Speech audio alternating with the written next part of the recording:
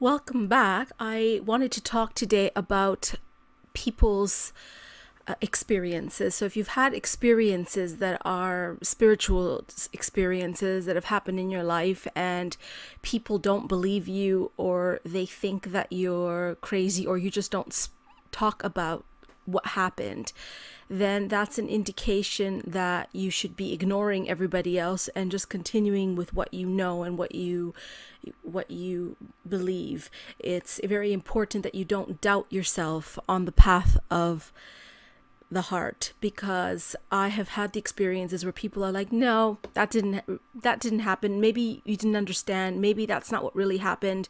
Maybe that's not the way it goes. Maybe that's not what you meant. Nonsense like this that keeps happening to me. It's been happening to me since I was a child, where people keep putting me to the side and saying, no, but maybe that's not the way it really was. Started from my parents, teachers, all this people that I met even throughout, that have always done their very best to make me deny what I already know, even up to the point of having the twin flame relationship. And people are like, well, maybe it's not it. It is it. It is it. And what happened was clear to me. So I have very good clarity of what happened. So people are like, oh, well, I don't believe in this or that. I mean, you don't, because you never experienced it. So if you've never had an orgasm, it's the same thing. It's people don't understand what it entails. But meeting a twin flame or a twin soul, because it's being used all the time, these terms, people think that it's just being used casually, but they don't actually understand what the experience means. And a lot of people who are in the twin flame community don't really understand what it is. It's because people tend to are wishing and dreaming and expecting things from the other person. But that's not how it works. That's not what's been happening. That isn't how the universe is making it go. It's just because we're going multidimensional now. So a lot of the old templates of the twin flame relationships are all gone. It's definitely not the same. It's not one person and another person forever. It doesn't work like that. Not everybody has a twin flame. And people are making up all kinds of nonsense. No, this is not that. This is not it. And but going back to it, they make you not believe what you really have experienced, or trying to get the magic out of you. It's the same with these YouTube videos where you go on them and no, you didn't see a Bigfoot. Fake, fake, fake, fake. Well, I'm sorry, but that isn't how it works. People are seeing more things now. The veils are thinning between the worlds, and everything in creation that you've ever thought of exists. So there's no reason why something like a fairy or a gnome or a being wouldn't exist. Of course it exists. Everything exists that's ever been thought of or imagined. So when I go on these videos and they're like, fake, fake, yeah, some of them obviously, okay, I understand, but nobody will go through all that trouble. What for? What for? Why would they go into that trouble? It's not like they're going to achieve international fame, so there is no reason why. All this fake, fake, fake stuff too is played on by higher powers, obviously, because they will not want you to believe anything like that. The reason why people would not want you to believe in anything like alternate realities or that other beings do exist is for one reason only. If you should happen to believe in something different, your world will completely change. Your perception of the world will change, and that will collapse the current reality that we're living in. That's the reason why. It's not for any other reason. You will move your point of perception and you won't be able to see the same things before. Something that you've seen before happening will not be the same anymore. It will represent something else. That's the reason why this is happening. So people who are fake, fake this and fake that are people who have their assemblage points or points of perception fixed, and they can't see anything different. So this is the same with anything. People, situations, countries, energies, anything like that. So going back to what we were talking about earlier and people telling you that it isn't true, this is the reason why a lot of people don't speak up and tell their stories, because it's so hard to believe, and then people start making you doubt it. It's better just to shut up, put your information out there, and don't argue with anybody online about it. Just put your own stuff out there and then not bother with what people are saying back to you or making you doubt it. There's no point in arguing with people, especially not one-on-one. If you're going to get a spot on a television show where they got you debating, that's a different story. Then you can have people saying whatever they want to say. But I wouldn't argue with anybody. Just put the information out there and don't bother arguing like one-on-one on Facebook or anything like that, because people would just say, well, what about this? Well, what about that? I have that happening all the time. And people can't see beyond what their senses are telling them. So if you're just stuck with 5, even 6 senses aren't even enough anymore. You need to be seeing, you need to be feeling with your entire body, but that means accessing your primal energy. So this is what I've noted to be. It annoys me when people are now that people try to dissuade me. So I really just don't accept it.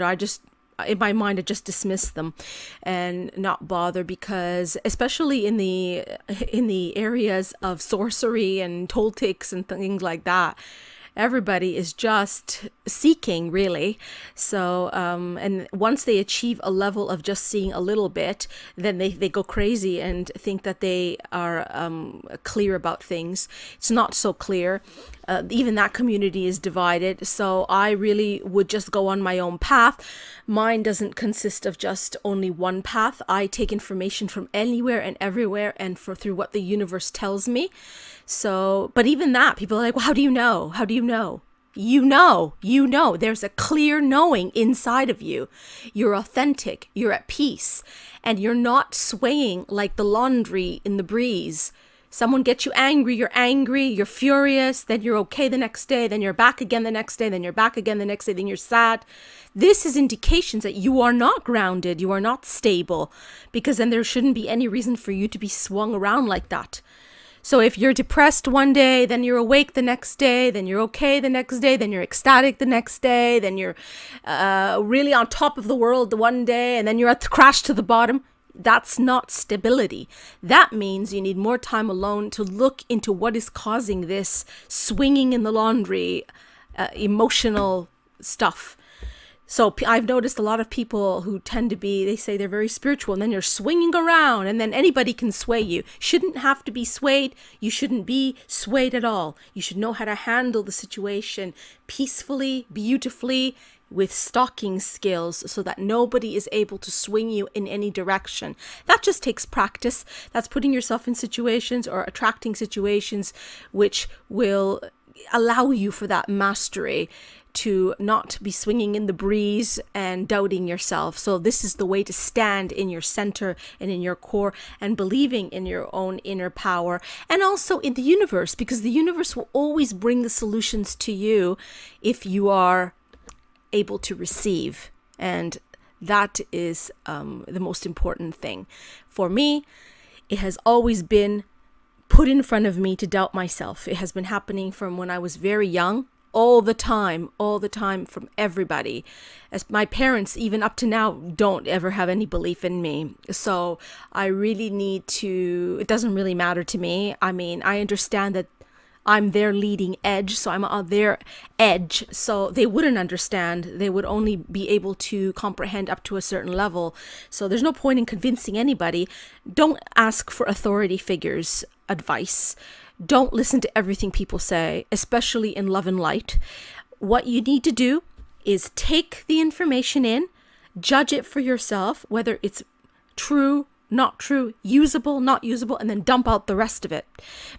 And that's all you can really do. You can take advice from people, you can look, but you don't get engaged in it. And there's no reason for things like getting angry over the pizza delivery guy, or getting angry over somebody in a parking space, or fighting over a parking ticket, something stupid like that, because in the big scheme of things, it doesn't matter. What matters is, how are you handling that situation? This is the genius of it. Situations are brought to you by the universe, and you need to be able to remember that when you are dealing with situations, you are dealing with the universe itself. How would you deal with it? It's not personal. The universe doesn't care. It's just you and your power gaps. Where are the gaps in your power? What are you not seeing? So this is what you're looking at. This is the most important thing. How you are seeing things and how you are dealing with them. This is mastery, and this is what you're dealing with. And then once you're grounded in that and you're knowing and you've got that clarity, and yes, sometimes clarity can be a trap, we know that, but it doesn't matter. Because if it is a trap, the universe will come again at you with something new, and then you will be able to take it from there. And this slowly, you will be able to gain back your personal power and be steady and stable and not have anybody pushing, shoving you, or moving your vibration in every bloody direction for no reason. So, yeah, thanks for listening.